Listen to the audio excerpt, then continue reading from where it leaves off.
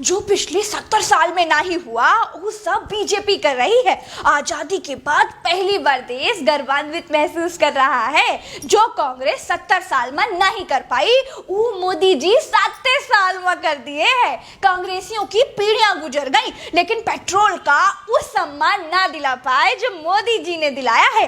100 रुपया लीटर, आहा, ना इधर ना उधर, सीधे नई नोट निकालो और 1 लीटर भरा लो। छूटा टूटा कराने की कोई समस्या ही नहीं। हम मोदी जी की महानता बता ही रहे थे कि पट से चिंटू की मम्मी आ गई। कहे लगी तुम सही कह रही हो बहनी, जो 70 साल में नहीं हुआ वो सब मोदी जी कर रहे हैं। 70 साल में कभी देश नहीं बेचा गया, कभी रेलवे नहीं बेचा गया, कभी सरकारी कंपनी नहीं बेची गई, कभी गरीबों पर कानून नहीं थोपा गया। 70 साल में कभी फर्जी नोटबंदी नहीं हुई, 70 साल में कभी लाल किला नहीं बेचा गया। हम कहे 70 साल में कोई लाल किला पर कब्जा भी नहीं किया, 70 साल में कभी कोई सड़क पर कील भी नहीं गाड़ा था।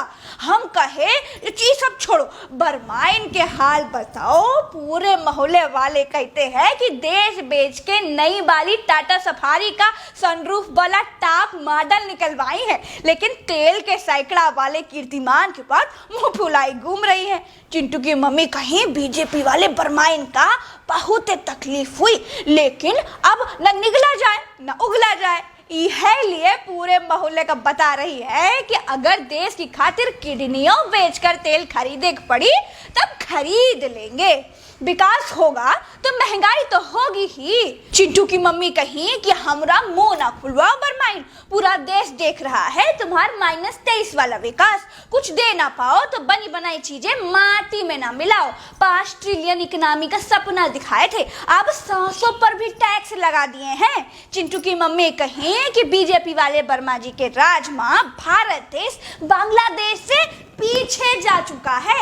हम कहे बांग्लादेश तो पिद्दी सा देश है, हम ही का पाकिस्तान के चंगुल से छुड़ा कर बनाए थे, तो बांग्लादेश हमसे आगे कैसे निकल गया? कुछ भी बोला तो तुम।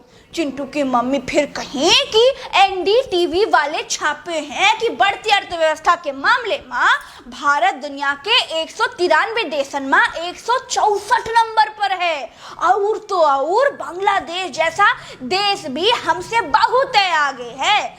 ज्यादा जानकारी चाहिए ना तो statistics.com पर चेक कर ले। चिंटू की मम्मी एक के बाद एक बरमाइन पर तीर बरसाती गई। बरमाइन झेल नहीं पाई, पूरे पंचौरे से उठी और पहली फुर्सत में निकल ली।